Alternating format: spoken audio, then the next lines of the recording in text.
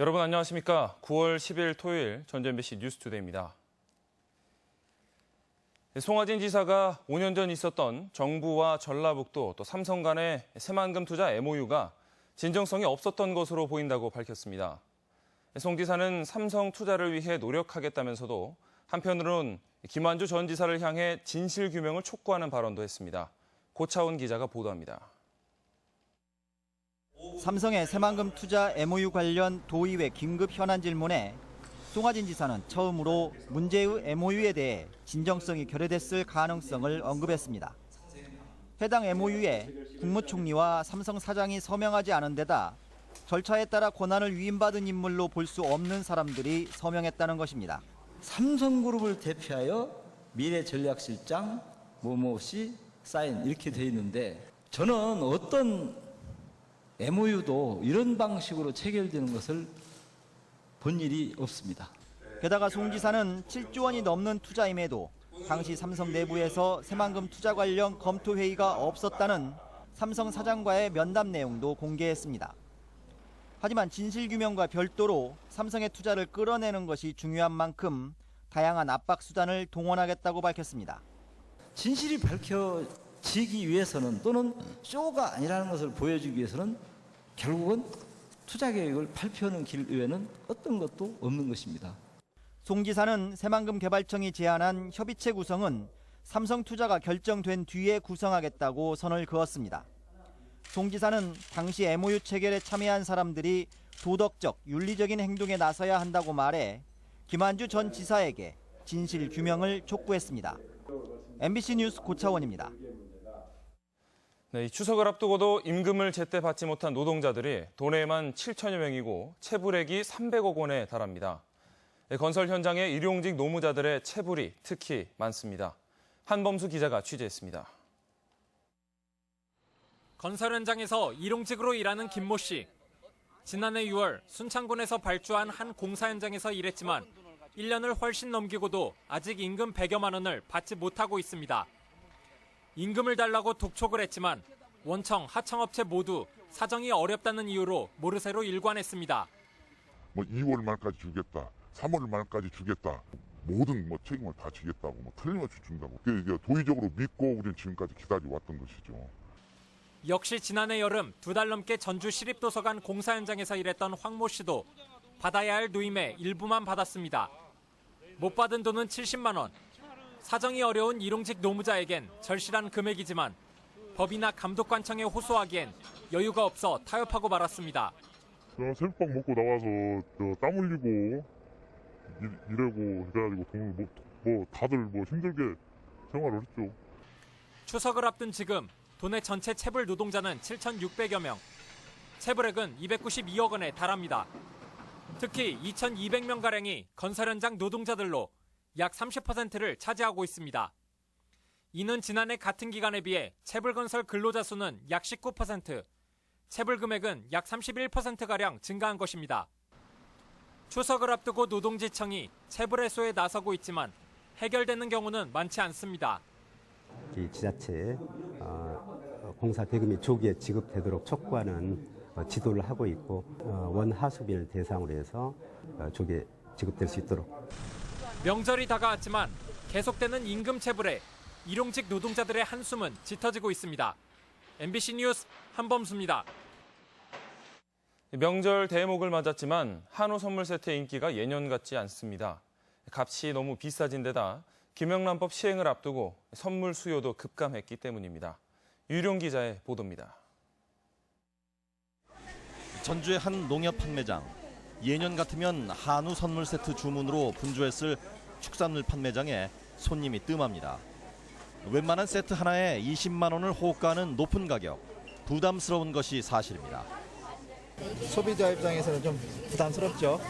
근데 명절인 만큼 성의를 보여야죠, 집에서. 한우고기 가격이 100g에 평균 8,000원으로 2년 전 6,200원과 비교해 20%나 올랐기 때문 선물 세트 크기만 점점 작아지고 있습니다. 예년 수준의 가격을 맞추다 보니 고기가 아닌 종이 포장으로 선물 세트를 채울 수밖에 없습니다.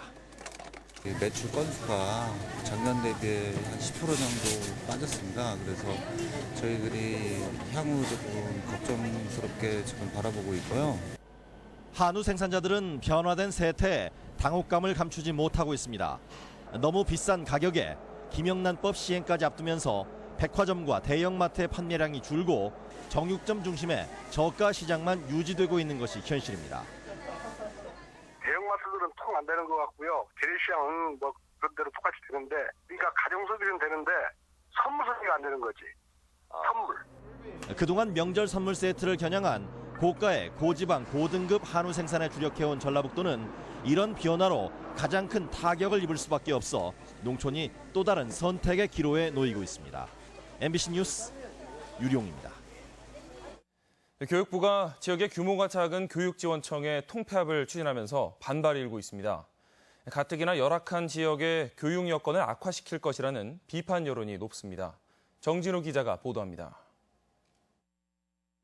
교육부가 개정된 대통령령에 따라 지방교육행정기관의 구조조정을 추진하고 있습니다. 인구나 학생 수가 적은 지역 교육지원청의 조직을 축소하는 방안인데 핵심은 교육지원청 통폐합입니다. 도내에서는 순창과 임실, 무주, 진안과 장수가 대상 지역입니다.